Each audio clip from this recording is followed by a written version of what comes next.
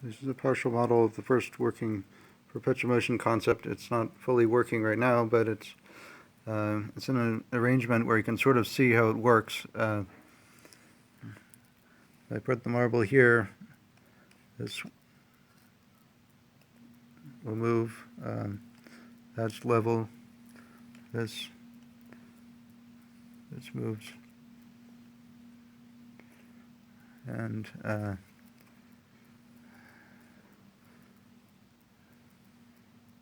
this is downward sloped, remarkably.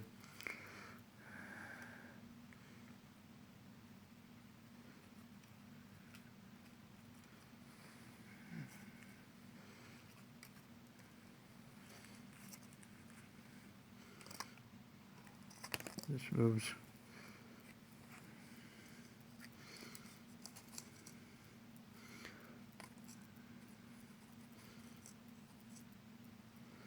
And this is downward sloped. So you can see it follows a complete circuit all the way around with mostly momentum.